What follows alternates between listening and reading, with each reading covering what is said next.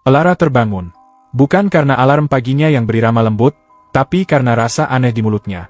Rasa seperti besi, anyir, dan sedikit tanah. Ia segera berlari ke kamar mandi, berkumur-kumur sekuat tenaga, mencoba mengusir sisa mimpi buruk yang anehnya tak bisa ia ingat sama sekali. Sebagai seorang food vlogger sukses dengan jutaan pengikut, Elara terbiasa dengan rasa manis, asam, gurih, pedas. Tapi rasa ini adalah rasa yang salah. Mungkin cuma asam lambung, gumamnya pada bayangannya di cermin, mencoba menenangkan jantungnya yang berdebar tanpa alasan.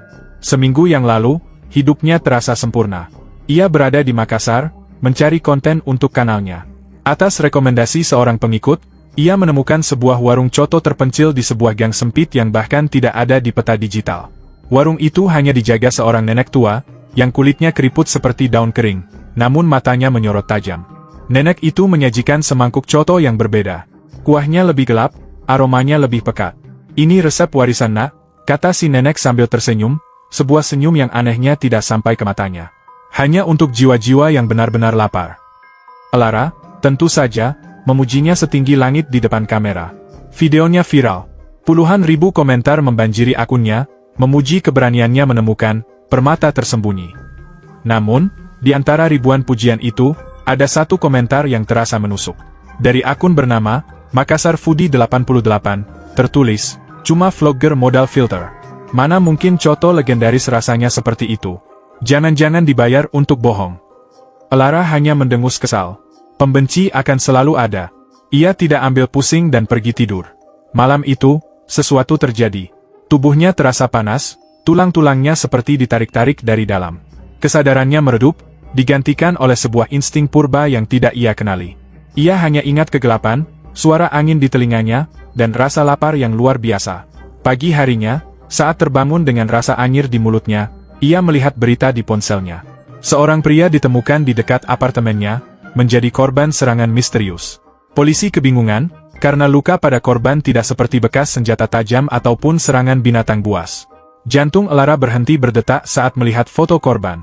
Ia mengenali wajah itu dari foto profil akun Makassar Foodie 88. Ketakutan mulai merayapinya. Mungkinkah ini hanya kebetulan? Ia mencoba meyakinkan dirinya sendiri. Namun malam berikutnya, hal yang sama terjadi. Komentar pedas lain dari akun berbeda, malam yang hilang dari ingatan, dan pagi yang disambut dengan berita duka dan rasa anyir yang semakin pekat. Kali ini, ia menemukan sedikit sobekan kain di bawah kukunya.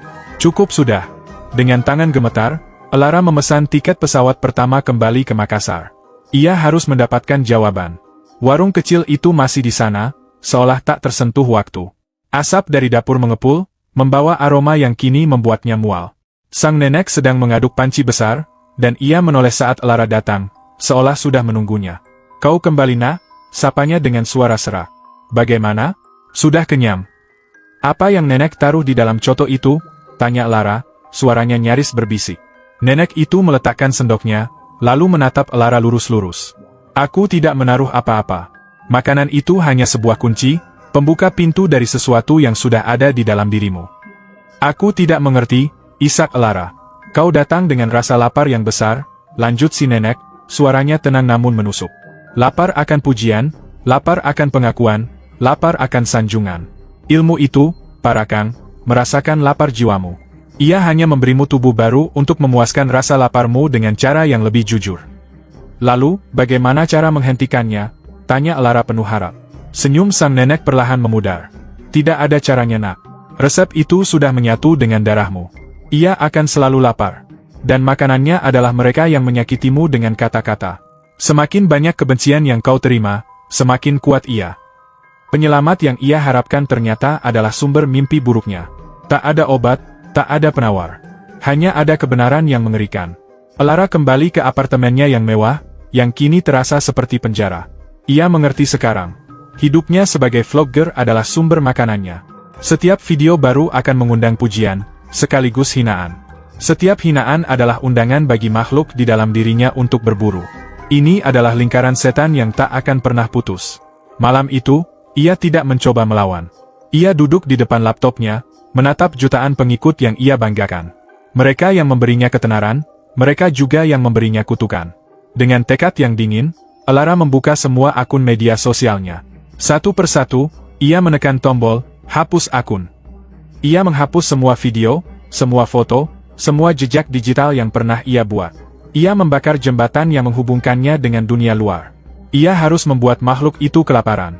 Untuk terakhir kalinya, ia menatap layar yang kini kosong. Tidak akan ada lagi komentar. Tidak akan ada lagi hinaan. Tidak akan ada lagi makanan.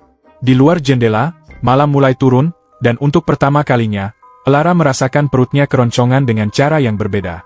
Bukan lapar akan darah, tapi lapar yang sesungguhnya.